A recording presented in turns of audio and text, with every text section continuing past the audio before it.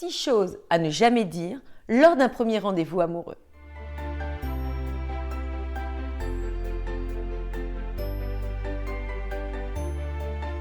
Bonjour, j'espère que vous avez la forme et que vous vous portez bien. Aujourd'hui, nous allons parler d'un sujet qui est extrêmement important. Comment faire lorsque l'on va à un premier rendez-vous? Et surtout, comment éviter certaines erreurs, certaines maladresses qui vont jouer en notre défaveur? Vous savez, on dit souvent, on n'a pas deux fois l'occasion de faire une bonne impression. Et en amour, c'est la même chose. La personne que vous rencontrez ne vous connaît pas vraiment, ne sait pas qui vous êtes. Et il va se fier aux choses qu'il aura sous la main, à votre attitude, à la manière dont vous allez vous comporter, ce que vous allez dire. Alors j'entends souvent beaucoup de femmes me dire « moi on me prend comme je suis, c'est à prendre ou à laisser ». Mais vous savez, tout est une question de présentation. La vie demande à ce que l'on arrondisse les angles.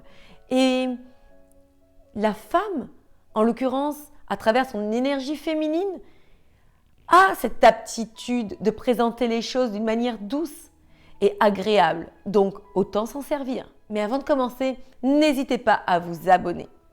À me retrouver sur les réseaux sociaux comme Instagram, Facebook, où je partage de la pensée positive, des boosts au quotidien, des Insta Stories, de la motivation qui, en fait, est toujours un plus pour vous à devenir une femme optimale, la meilleure version de vous-même.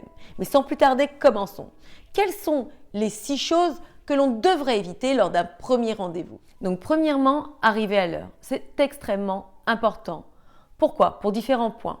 Déjà, pas question de manipulation à tort et à travers, à le faire poireauter, à se faire désirer. C'est pas comme ça qu'on se fait désirer profondément ou surtout à long terme. Sachez lui montrer que vous êtes quelqu'un sur qui on peut compter, quelqu'un qui inspire le respect. Et quelqu'un qui inspire le respect, c'est aussi le fait de respecter les autres. Et surtout, c'est lui démontrer que ce rendez-vous compte beaucoup pour vous. Deuxième point, être véritablement ancré dans le rendez-vous, être à 100% avec lui. Et ça, je peux vous garantir que ça se ressent.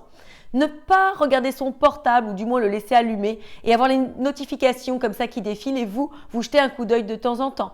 Ou encore être distraite, regarder ce qui se passe ailleurs, à la table d'à côté. Ne pas écouter vraiment ce qu'il vous dit. Et en l'occurrence, au cours de la conversation, lorsqu'il vous émettra une idée ou vous demandera votre avis, bref, vous aurez perdu le fil et vous ne saurez plus où vous en êtes. Cela donnera un signal négatif et ce sera véritablement dommage car pendant que vous êtes avec lui, donnez à 100% toujours. Regardez-le vraiment dans les yeux, ayez un regard langoureux, sûr de vous, qu'il ait la sensation que vous êtes véritablement tourné vers lui. Troisième point, ne pas parler de vos histoires passées, du fait que vous ayez été trompée, malheureuse, dupée, que ça se soit mal passé avec certains hommes. Plusieurs points négatifs. D'une part, on ne dévoile pas son intimité lors d'un premier rendez-vous amoureux. D'autre part, il se peut que lui aussi se dise que dans quelque temps, il sera votre ex et que vous allez parler de la même manière de lui. Ou encore, le fait surtout que lors d'un premier rendez-vous, il a besoin d'être inspiré, il a besoin d'être attiré. Et on n'est pas attiré par quelqu'un qui transpire le désespoir, malheureusement.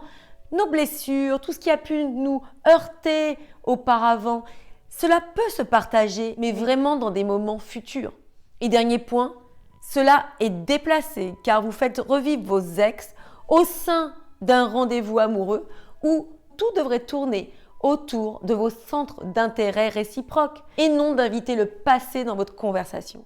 Quatrième point, s'il vous pose la question pourquoi jusqu'à présent vous n'avez pas rencontré l'amour, eh bien surtout ne parlez pas de vos déboires amoureux passés. Car en fait, il pourrait se poser la question si vous avez un problème. Pourquoi vous n'avez pas trouvé quelqu'un? C'est bizarre. Et ça peut le retenir vis-à-vis de vous, vous comprenez? Donc voilà, invoquez X, Y raison, dites-lui que vous avez beaucoup travaillé, que vous avez pris votre temps, bref, peu importe, mais ne vous dévoilez pas. Cinquième point, ne pas parler de vos insécurités en règle générale. Oh oui, ces derniers temps, j'ai beaucoup grossi. Oh, c'est vrai que je me sens pas à mon avantage. Oh, je ne suis pas très attirante, etc., etc., etc. pire erreur. Cela vous dévalue car ce n'est que votre impression, ce n'est que votre sentiment du moment et lui peut-être vous trouve sublime. Donc pourquoi rompre le charme? Pourquoi déjà se couper l'herbe sous le pied comme j'aime à le dire? Non, laissez découvrir les choses. Ne vous sabotez pas de cette manière. Et puis, cela met l'accent sur des choses qu'il n'aura peut-être même pas remarquées. Donc voilà, gardez-vous bien de dire tout ça. Et puis surtout, comprenez toujours que le but de ce premier rendez-vous est d'instaurer une attraction, d'instaurer le désir, la confiance en soi.